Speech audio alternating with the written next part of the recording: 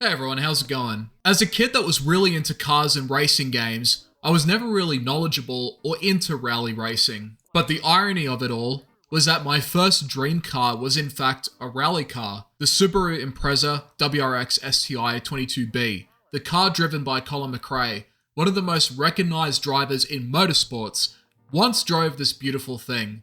Its livery and sleek design left an impression on me as a kid, and it led to toys, a picture frame, and also religious amounts of playtime wherever I could find this vehicle. I dreamed of one day owning one as a kid, even if it wasn't the exact same car, but just the model itself. I would have been happy in terms of having it. Nowadays though, it's in a three-way battle with the R34 Skyline and the Mitsubishi Lancer. I'm lying, it's actually in a fatal four-way with those cars, including the Toyota Supra, the 98 version exactly.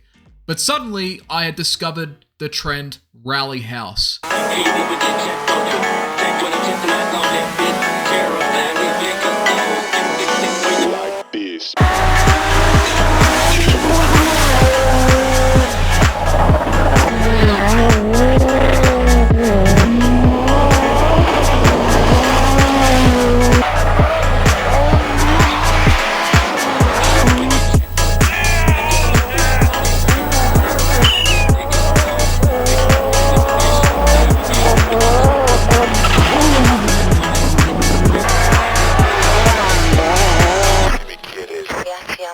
Now, what the fuck is this, you may ask? Well, it's basically 90s inspired house music that usually has a piano stab attached to it. It's more of an internet trend than a genre, kind of like drift funk, where drifting is the aesthetic tied to it to fit the mood for drifting. Rally House has a similar effect of getting you in the mood for Group B rally racing, or should I say, old school rally. Old School Rally is an arcade-based rally game that nests itself within 90s nostalgia, giving you low-poly vibes with warped textures and dithering, with familiar rally cars to drive across a variety of tracks across the rallying world. The game is also a love letter to old-school rally games in the 90s, or early 2000s Codemasters racing games like Colin McRae Rally 2.0, a game that plays and handles really well for a PS1 racing game.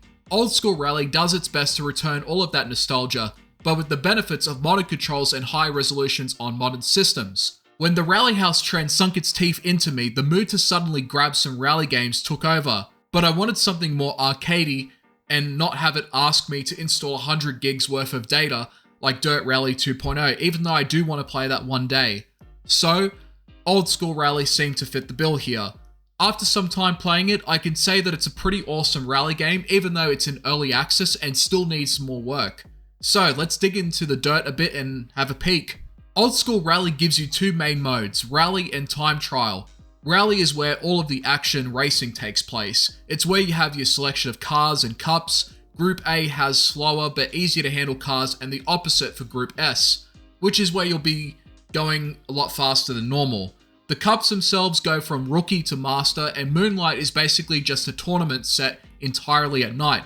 The other four are open cups where you can use whatever car you want, and then you have two classic cups, which are the ones where you use older rally cars that existed before people started tuning rally cars to near F1 levels in the 80s. Each cup will have you commit to the event, and winning said event will net you currency you can accumulate to buy some of the cars in the selection, as well as a prize card depending on which cup you partake in. In these modes, you have a set time for each track you must beat in order to advance to the next one.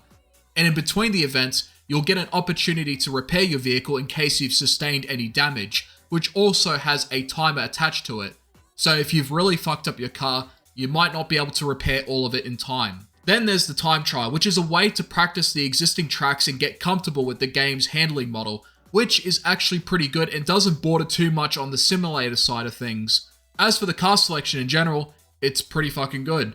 The cars themselves actually aren't the real life counterparts though, but are made to be as close as possible to them. It's a loophole that indie developers have found when making racing games so that they don't have to buy the licenses to add real life cars into the game. So what they do is they change a few things about the design, as well as changing the name and removing the brand of those cars. CarX Street also does this where there's enough of a difference in the cars, but they are similar enough to mask the fact that it's not the actual car.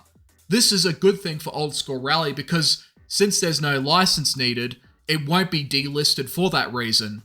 Licensing is usually the biggest reason why racing games often get removed, and I'm glad that the developers didn't go that route. In any event, if you're a fan of early rally racing, then you're in for a treat here. Again, it has a good number of cars, and also it has their iconic liveries being put into the game, albeit with some modifications to avoid legal issues, and they also have their differences in power and handling, so to speak. Racing on the tracks isn't too difficult, especially with manual, which for me made the game a bit easier because I could then manage the gears much better than just having auto doing it for me. The tracks consist of various locations across the world from Sweden, Finland, Japan, Greece, China, Australia, and Kenya. They each have different types of roads and sometimes different conditions as well. Either way, you'll be sliding and jumping your way from start to finish, racing against the clock. They all felt pretty manageable to me and had some nice atmosphere tied into the low poly aesthetics and the graphics. The China track was probably the hardest track to get a good handle of due to the lack of space and the frequent hairpins and medium to hard turns that you'll be faced with, whereas with other tracks they had a lot more open space to control your sliding easier. When you drive, you'll often have a co-driver telling you what's coming up next, like easy left or right, medium or hard, left right or right left chicane or hairpin turn. They're indicators to help you navigate the track, like what you would see in rally racing. It's not as complicated as it is in, say, Colin McRae Rally 2.0, but is easy enough to understand what you have to do next. Easy and hard just means how difficult the turn will be. You're usually given just enough time to react, but you're punished if you're not reacting to what comes after, and not paying attention leads to damage being taken. The damage supposedly has an effect on the car's ability to transmit power and handle better, but I've never really noticed that much of a difference, honestly. And when it comes to the difficulty of the cups themselves, they've been relatively easy for the most part. I've only had to restart a few races once for each time, and I would usually end up acing the track afterwards. Even on the Master Cup, I wasn't really too worried because the time requirement was a bit too generous. The relative difficulty of the game is also tied to how the cars handle. Basically, if you've played PS1 rally games before, then that's what this game will feel like.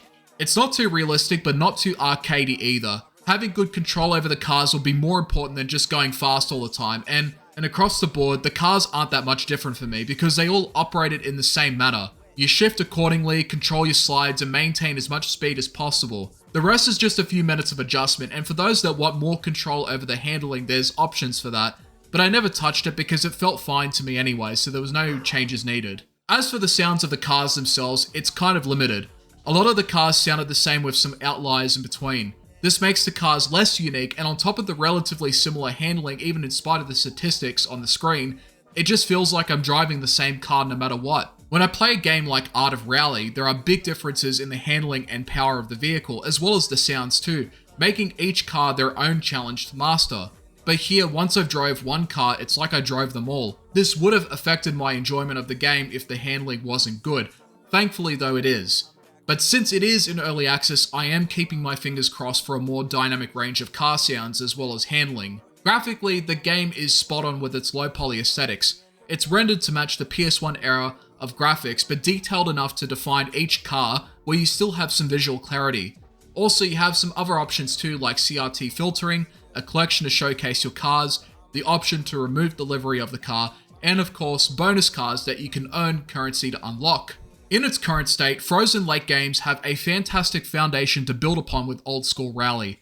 It has a great selection of cars, a nice set of tracks, really well implemented retro graphics, and a fun old school handling model that's sorely missing in today's AAA arcade racing scene. But it's also a game that's limited in its content pool, limited in car sound variety, and also lacking in other game modes that are present in other rally games. There are already people that are requesting for a number of additions to be added into the game. While it's still in early access though, it's still worth picking up now and taking it for a spin. Because what it does add to the table is more arcade style racing that the indie scene has been trying to bring to life, and racing gaming has been a long history of expectations and disappointments, at least in the arcade scene anyways. In any event, Old School Rally is a great game, but it just needs a lot more work, and it's a game that I will be revisiting from time to time to see further developments. Thanks for watching.